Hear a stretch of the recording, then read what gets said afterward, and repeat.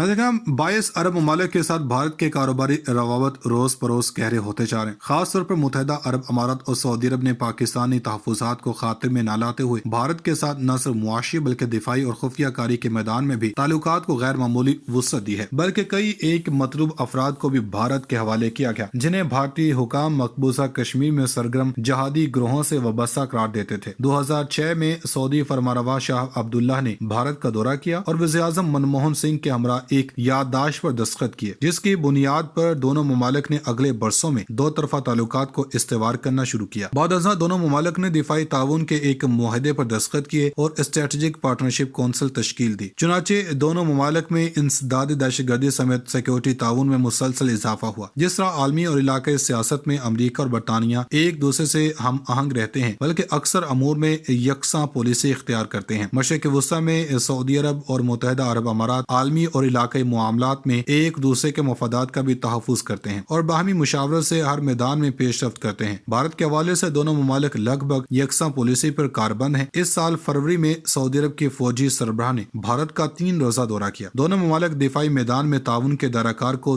तेजी से वुसअत दे रहे हैं। 2018 से भारत और सऊदी अरब की मुसल्लह अफवाज के मबैन वफूद की सतह के तबादले जारी हैं। भारत के दिफाई तरबीती इदारों में रॉयल सऊदी मुसल्लह अफवाज के अफसरान की तरबियत पर इत्तेफाक हो चुका। सऊदी अरब और भारत की बहरिया के दरमियान ताउन और राब्तों का सिलसिला काफी गहरा हो चुका। अगले मरहले पर सऊदी अरब, मुत्तहिदा अरब अमारात और भारत के मबैन मुश्तरका फौजी मशकें, अस्करी ओहदेदारों के तबादले, मुश्तरका तौर पर असलहा साजी और खला में साइंसी तजुर्बात के शोबों में ताउन का सिलसिला शुरू होने को है। इस बरस फरवरी में मुत्तहिदा अरब अमारात और भारत के दरमियान होने वाली एक मुआहदे में तय पाया कि दोनों ममालिक मौजूदा तजारती हुजम जो $60 अरब के लगभग है को बढ़ाकर अगले 5 बरसों में $100 अरब तक ले जाएंगे। कुछ अर्सा पहले खबर आई कि मुत्तहिदा अरब अमारात ने मकबूजा कश्मीर में सरमायाकारी के बाद एक मुआहदे पर दस्तखत किए हैं। शारजा से श्रीनगर के लिए फ्लाइट्स भी शुरू की जा चुकी हैं। इस्लामाबाद ने सरकारी तौर पर इस पेशरफ्त पर खामोशी इख्तियार की ताकि अरब अमारात के साथ कोई बदमज़गी पैदा न हो, लेकिन पाकिस्तानी राय अमा के लिए इतला शश्तर करने देने वाली थी। भारत की जानब से खलीजी रास्तों के मौजूदा रुझान के पस मंजर में कई एक मुहरकात कार्य फरमा है। मिसाल के तौर पर सऊदी अरब और मुत्तहिदा अरब अमारात की लीडरशिप की शिद्दत के साथ एहसास है कि तेल पर दुनिया के निसार के दिन थोड़े रह गए। लंबे अरसे तक चलने वाले सोलर बेड़ियों और अमेरिका में दरियाफ्त होने वाले शेल तेल के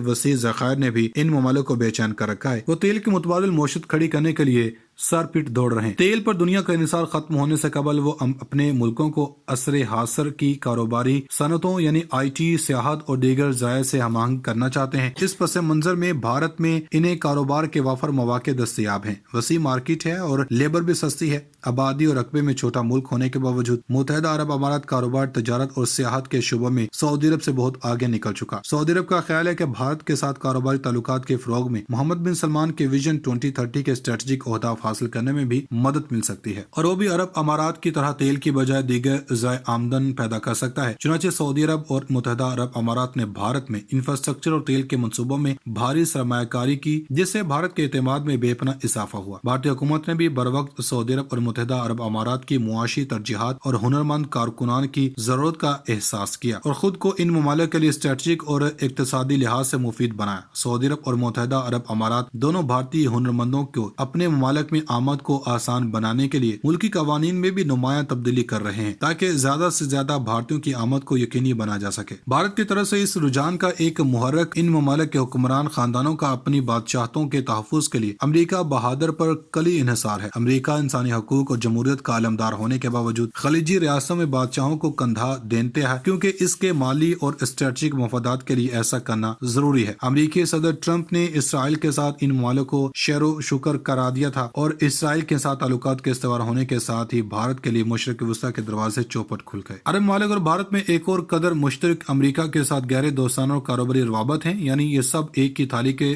चट्टे बट्टे हैं। दुनिया में जो नई सर्द जंग शुरू हो चुके हैं, इसमें बकौल अमरीकी हुकाम के पाकिस्तान के साथ महदूद ताल्लुकात रखने के ख्वाह हैं, न कि कसीरुल जहती ताल्लुकात के रवादार। पाकिस्तान की चीन के साथ शराकत दारी भी अमरीकियों को बेकुल रखती है। भारत और चीन के दरमियान दहाइयों से पाई जाने वाली खलीज अब कशीदगी और तनाव के कालब में ढल चुकी है। इलावाजी मशरिक़ वुस्ता के ये ममालिक देखते हैं کہ کون سا ملک ایران، امریکہ اور اسرائیل کے حوالے سے کیا پالیسی رکھتا ہے۔ اتفاق سے پاکستان کی سوچ اور خارجہ حکمت عملی ایران، امریکہ اور اسرائیل کے حوالے سے ان ممالک کی سوچ سے میل نہیں کھاتی۔ علاوہ ازیں دنیا میں جو سرد جنگ شروع ہونے کو ہے یا جو ہو چکی ہے، اس میں بھی پاکستان اور مشرق وسطیٰ کے ہمارے روایتی حلیف دو مختلف سمتوں میں کھڑے نظر آتے ہیں۔ میاں محمد نواز شریف کے دور حکومت میں پاکستان نے یمن کے خلاف فوج بھیجنے سے انکار کیا تو یہ جرأت یا جسارت سعودی عرب اور عرب امارات کے حکمرانوں کو بہت ناگوار گزری۔ ہم آپ کو بتاتے چلیں کہ عاصم منیر کے آرمی چیف بنتے ہی اتحادی حکومت اپنے روایتی پروپیگنڈے پر اتر آئی ہے۔ فوج مخالف نعرے بازی کرنے والے لیگی رہنما کو ایک بار پھر ملک کے اہم ترین عہدے سے نواز دیا گیا۔ تازہ ترین میڈیا رپورٹس کے مطابق سینیٹر اعظم نذیر تارڑ کو ایک بار پھر وزارت قانون اور انصاف کا قلمدان سونپتے ہوئے تقرری کا نوٹیفیکیشن جاری کر دیا گیا۔ تفصیلات کے مطابق سینیٹر اعظم نذیر تارڑ کو ایک بار پھر وزارت قانون اور انصاف کا قلمدان سونپا گیا۔ اس حوالے سے کابینہ ڈویژن نے اعظم نذیر تارڑ کی تقرری کا نوٹیفیکیشن جاری کر دیا۔ گزشتہ روز وزیر اعظم شہباز شریف نے اعظم نذیر تارڑ کا استعفی مسترد کرتے ہوئے انہیں اپنے عہدے پر کام جاری رکھنے کی ہدایت کی تھی۔ سینیٹر اعظم نذیر تارڑ ایک ماہ قبل وزارت قانون اور انصاف کے عہدے سے مستعفی ہو گئے تھے۔ وزیر اعظم نے عارضی طور پر قانون اور انصاف کا قلمدان ایاز صادق کو سونپ دیا تھا۔ گزشتہ روز وفاقی وزراء کے وفد نے وزیر اعظم کی جانب سے اعظم نذیر تارڑ سے ملاقات کی اور انہیں استعفی واپس لینے کے لیے قائل کیا۔ یہ بھی بتاتے چلیں کہ اعظم تارڑ جن کی موجودگی میں گزشتہ ماہ آسما جہانگیر کے حوالے سے منعقدہ ایک تقریب میں فوج مخالف نعرے لگائے گئے تھے اور اس پر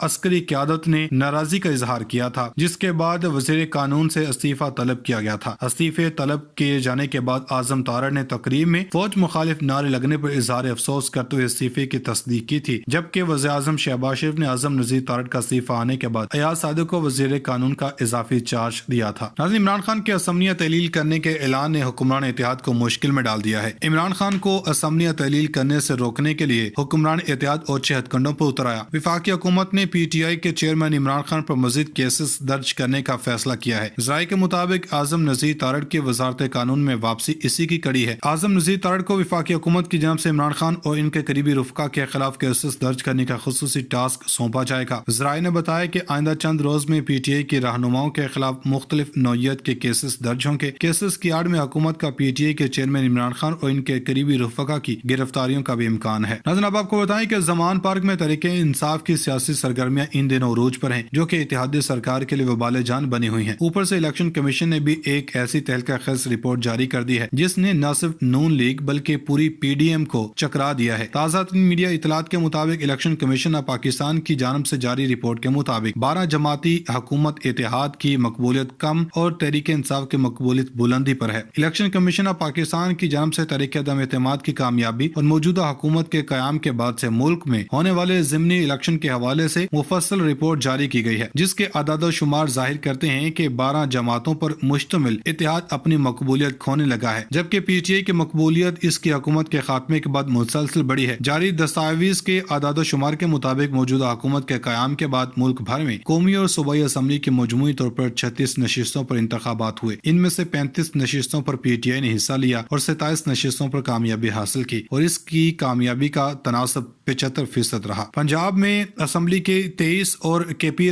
کی ایک نشست پر ضمنی الیکشن میں بھی کامیابی پاکستان تحریک انصاف نے سمیٹی اور پنجاب کے 23 حلقوں میں سے 17 پر پی ٹی آئی کے امیدوار کامیاب رہے۔